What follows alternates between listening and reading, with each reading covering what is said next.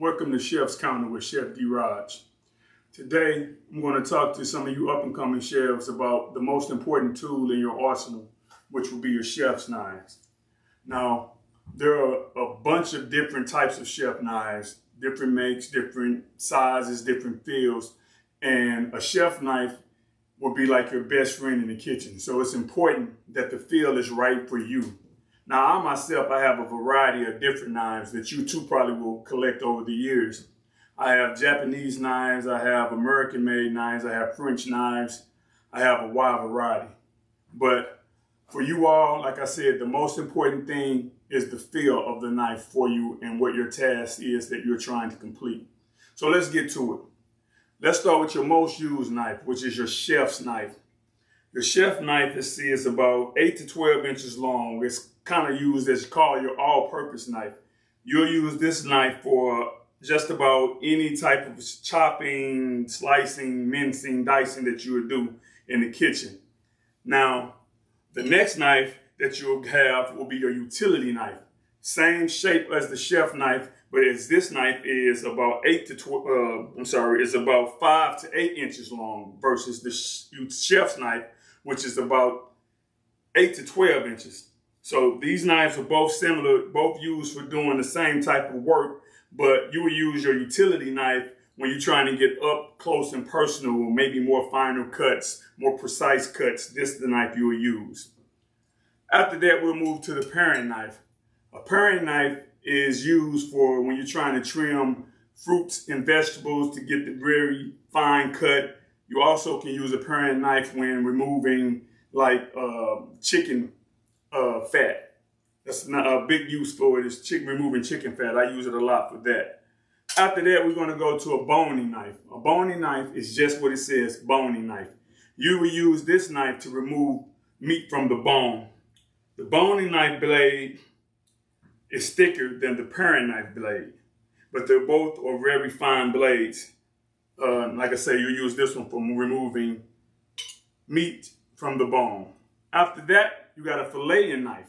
Filleting knife and the boning knife are the same shape, about the same size as far as blade length, but the width of the blade is a little thinner than the boning knife. Also, with the filleting knife, you will see that it's flexible. You can bend the filleting knife so it moves with your meat that you're trying to get into when you're filleting. After that, we'll move to a slicer. A slicer is a long blade with a round pointed tip. As you can see, the tip is rounded and it's pointed. You use a slicer for more of your, like what it says, slicing meats, cooked meats and whatnot. It's two different, they both are the same type of knife, but as you can see, I kind of got different sizes and varieties of the same knife. But you can use them for whatever feels good to you in your hand. So that's why I say the feel of the knife is the most important thing of all. After that, we'll go to the cleaver. Now, I have several different cleavers, and you'll use your cleavers depending on what type of meat you're trying to get to. The cleaver is used for cutting through bone, like chicken or some steaks. But that's what you would use that for. Ribs, some people use those for like rib tips, for instance. Like I say, I have a bunch of different ones. This right here is a little bit of an extreme, but this is a Japanese cleaver. Sharp as a razor. I pretty much use this like it's a chef's knife. I use this for my mincing and dicing too, and also some fine cuts if I have to. But as you can see, like I say, this is a bit extreme for some. From there, I'll just run you down through this is a Japanese knife. It's just like a utility knife, but the blade on the Japanese knives are very sharp and it's thinner than, let's say, the French-made knife. And you get finer cuts with your Japanese knives.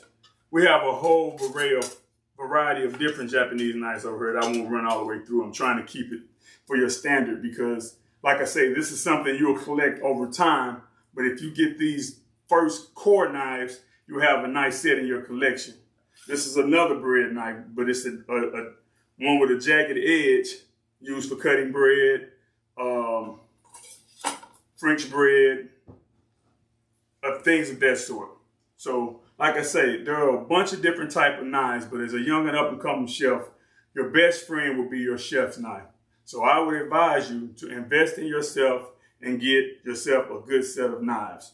Also, away from the knives, one of the things that I also recommend that you do is research and read on your own. Everybody's at a different level. Some people are in school, some aren't in school.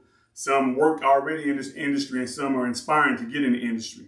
I'm going to show you a book that I got that is costly, but it will basically take you through anything that you need to know about being a chef, from pricing, which is very important, because a lot of chefs that are out now, they come out and they don't know how to price, which makes it bad for the rest of us private chefs and caterers when you don't know how to price, because you kind of water down the market and everybody thinks that they're supposed to get the price. But right now, food costs is at an all-time high. So I suggest to everybody, to every up-and-coming chef, get you The Professional Chef by Wiley. So like I said, it's a big book. It's this big because it has a lot of information in it, and you definitely can't go wrong with it. If you're working on flavor profiles and trying to get your flavor up and figure out things to pair what goes good with what, wines and sauces and whatnot, the Flavor Bottle, another good one to have in your arsenal. Again, just suggestions, not trying to make anyone get anything they don't want or think they need, but again, those are just some tips from me to you, and hopefully you'll take my advice and work on your craft. Thanks for your time.